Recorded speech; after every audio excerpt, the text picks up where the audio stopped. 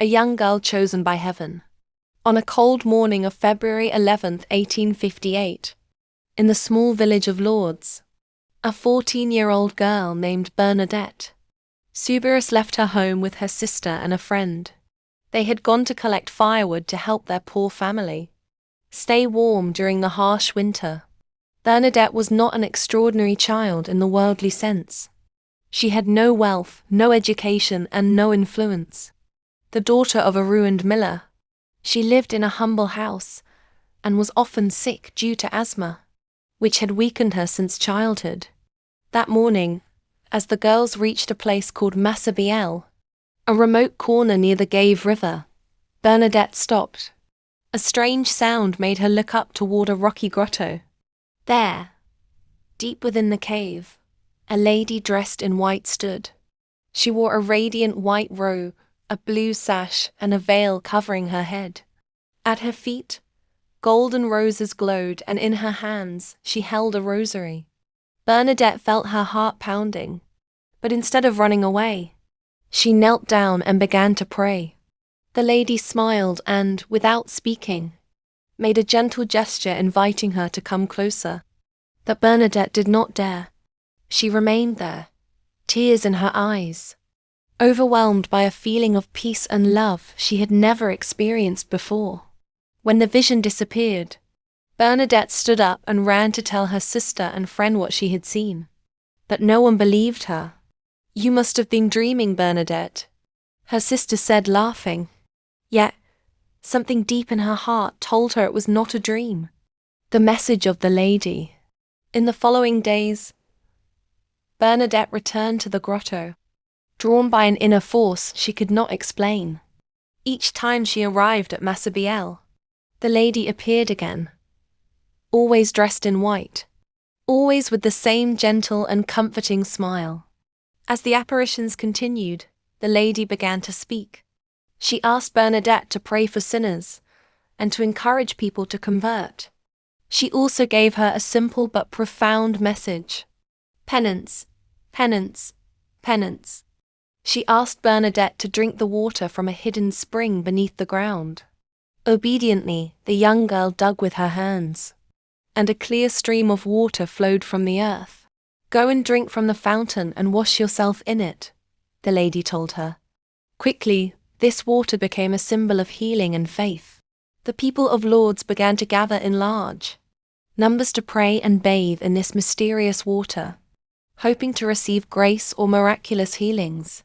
Finally, during the 16th apparition, Bernadette dared to ask the question everyone was waiting for. "Madam, who are you?" The lady joined her hands, lifted her eyes to heaven, and answered softly, "I am the Immaculate Conception." Bernadette did not understand these words, but when she repeated them to the parish priest of Lourdes, he was deeply moved. How could an uneducated girl, who could neither read nor write, know this theological expression, which had only been declared a dogma by the Church 4 years earlier? It was a confirmation. The lady was indeed the Virgin Mary. Chapter 2. The Path of Faith. A miracle that spreads. After the final apparition, Bernadette became the center of all attention. Some believed her, others mocked her. The local authorities tried to silence her, but pilgrims continued to flock to Lourdes. The water from the spring began to heal the sick. Infirmities disappeared. Blind people regained their sight.